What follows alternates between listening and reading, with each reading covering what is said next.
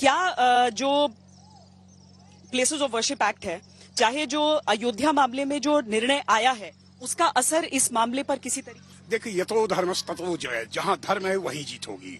हाँ, रह गया धर्मस्थल विधेयक। धर्मस्थल में साफ साफ लिखा हुआ है कि जैसे ये लोग परिभाषित करते, उसमें एक कॉलम ऐसा है कि जो 1947 धर्मस्थल विधेयक है, 100 साल पूर्व तक अगर कोई भी धर्म स्थल है, भले हिंदू मुस्लिम सिख ईसाई किसी का भी हो, यदि है तो वह उस पर धर्मस्थल विधेयक लागू नहीं होता।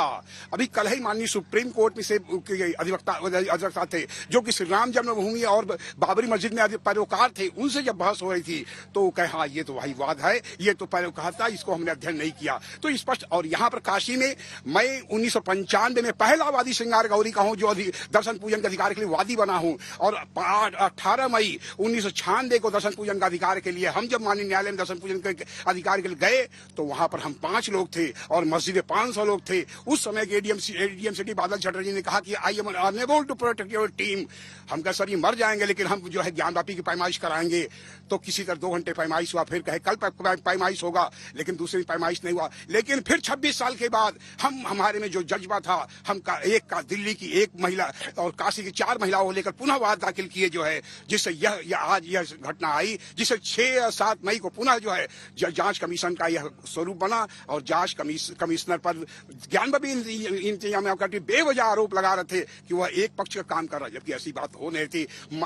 मामले का जब निर्णय आएगा, आप कहते हैं कि ये एक शुरुआत होगी, एक प्रारंभ होगा, ये बाकी मामलों से बिल्कुल अलग इसका रहेगा। आप क्या सर बताने वाले? जैसा अभी हमारे विपक्षी भाई साहब ने कहा कि सर्वे हर चीज का होना चाहिए। बात हो रहा है जब ज्ञानवापी का, तो हम ज्ञानवापी के सर्वे की बात करेंगे। तो उसी की जानकारी दीजिए, आपने उस पर शोध भी? ना मूलम लिख्यते किंचित, बिना प्रमाण के हम कोई बात नहीं कहते। जो हमारा प्रमाण दबा हुआ है, हम उसको खोज करने में, या सर्वे रडार मैप से जो हम लोग आर्कियोलॉजी में, पुरातत्व में विभाग हमारी करती है, तो जमीन के नीचे क्या क्या चीजें हैं, आर्किटेक्चर किस रूप में है, वह पूरे ही निष्पक्ष तौर पे सब दिखाई देते हैं। तो प्रमाण को किसका प्रमाण क्या है यहाँ? प्रमाण क्या है कि देखिए 1194 से लेकर 1708 के 500 वर्षों के इतिहास को आप जब देखेंगे तो दुर्दांत ताताइयों ने समय समय पर आकर इसको तोड़ा, और न दैनम न पलायनम, हिंदू प्रतिकारों ने, जो हमारे मानवर्धन का यह प्रतीक है, हमारे शिवलिंग 12 ज्योतिर्लिंगों में माना जाता है, तो वह हम उसके लिए समय समय पर उठ खड़े हुए हैं। हमने उसको बनाया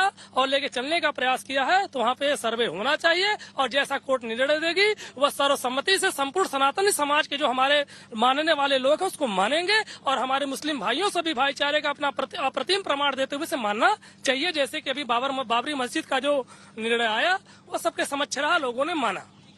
अभिषेक, न सिर्फ ये ताजमहल जिसमें कोर्ट की तरफ से फटकार पड़ गई, दूसरा मथुरा का मामला, मतलब अयोध्या के बाद काशी मथुरा, ये उत्तर प्रदेश में ये शुरू हो गया है ये सिलसिला। बिल्कुल श्वेता, अब भले ही आज कोर्ट ने फटकार लगा दी हो, लेकिन क्या ये ऐसी याचिकाएं रुकेंगी? मुझे तो नहीं दिखता। अयोध्या जब तक पूरी तरीके से नहीं आया तब तक तो कुछ मामला उठा नहीं। जैसे ही अयोध्या एक बारी हो गया कि हाँ अयोध्या में मंदिर बनना शुरू हो गया, 2 साल बाद बनकर तैयार होगा, तो अब तमाम शक्तियां लगी हैं कि जो 2 और स्थल हैं, खास करके काशी और फिर मथुरा, इसमें जो इनका दावा है कि ये पौराणिक मंदिर है, इसका विध्वंस किया गया है, तो जितने भी तमाम साक्ष्य, तमाम चीजें लेकर अदालत पहुंचे। और अदालतों को अगर आप देखें तो जिस तरीके से अदालत ने सर्वे करके अनुमति दे दी है, तो जो हिंदू पक्ष है वो उत्साहित है कि उसको लगता है कि सर्वे में बहुत सारी चीजें ऐसी आ जाएंगी जो ये उनको प्रामाणिक तौर पे ये सिद्ध कर देगा कि उनके लिए ये मंदिर था। लेकिन ये एक फ्लड गेट खोलने जैसा होगा।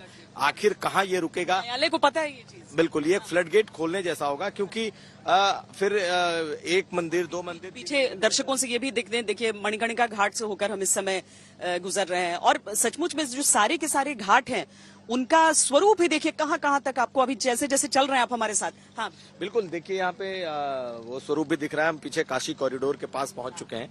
तो यही ये विवाद वाली जो बात हम करते हैं, अब ये देखिए ये हम पहुंच गए हैं यहाँ पर जहाँ से काशी विश्वनाथ के दर्शन के लिए, विश्वेश्वर के दर्शन के लिए हम आगे बढ़ते हैं, और उसी के दाहिनी तरफ हो जाता है ज्ञानवापी मस्जिद। जिस जगह को लेकर ये पूर्ण विवाद है, वो जगह देखिए, यहां से आप साफ साफ स्पष्ट देख रहे हैं। ये पहले गंगा जी के दर्शन नहीं होते थे इधर से, लेकिन आप गंगा जी में डुबकी लगाइए, आप सीढ़ियों पर चढ़िए और ऊपर जाकर आप हाथ जोड़ लीजिए महादेव के सामने। और साथ में आपको काशी विश्वनाथ के साथ साथ ज्ञानवापी मस्जिद भी दिख जाएगा। ज्ञानवापी सब कहते हैं, ज्ञानवापी तो हिंदू नाम है, ये कहां से मस्जिद का नाम? ये तो बड़े इतिहासकार हमारे साथ बैठे हुए हैं, ये लोग बताएं कैसे हो गया ये? देखिए, मैं कुछ तथ्य लेकर आया हूँ इतिहास का विद्यार्थी और अध्येता होने के नाते। चूंकि आप ज्ञानवापी मतलब ज्ञान का कुआं, जिसको हम ज्ञान तीर्थ भी कहते हैं, ज्ञानोदय भी कहते हैं, मोक्ष तीर्थ भी कहते हैं, जहाँ पे कि ईशान ने अर्थात भगवान महेश ने, संक्षेप जी, तो अभिव्यक्तेश्वर की पूजन करने के लिए त्रिशूल से उनको जल चाहिए था, त्रिशूल से उन्होंने मारा, वहां से गंगा जल का तीर्थ गंगा जल निकला, तो उसको जो उनका पान करते हैं उनको मुक्ति मिलती है, इसलिए उसके मुक्तेश्वर भी कहा जाता है। और इसके जो प्रमाण मिलते हैं अभिव्यक्तेश्वर और विश्वेश्वर के, तो आप राजघाट से जहां से हम लोग चले, वहां से जब उसका उत्खनन हुआ, उत्खनन से गुप्तकालीन शिवलिंग मिले, जिसपे लिखा, जिसपे अंकन है, त्रिशूल है, वृषभ है, परशु है। वृषभ गंगा के लक्षण है, जिसपे लिखा अभिमुक्तेश्वर। 8वीं शताब्दी ईस्वी के असली अभिमुक्तेश्वर 8वीं और 9वीं शताब्दी के अभिमुक्तेश्वर भट्टारक, जो इसकी प्राचीनता को भी दर्शाते हैं और इसके प्रामाणिकता को भी सिद्ध करते हैं। तो ये सारी बातें भी कही गई होंगी, उसके बाद बल मिला क्या? जी, बल क्या मिलेगा इस चीज का?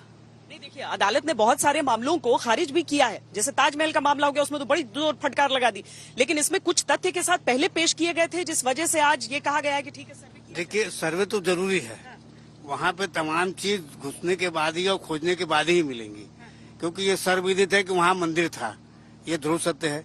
औरंगजेब ने 669 में इसको तोड़ा, ये भी ध्रुव सत्य है, और उसके बाद उस पर मस्जिद बनी, ये भी ध्रुव सत्य है। और आज भी उस पे तहखाने पे जो मालिकाना है पूरा व्यास जी का ही है, ऊपर स्ट्रक्चर मस्जिद का है।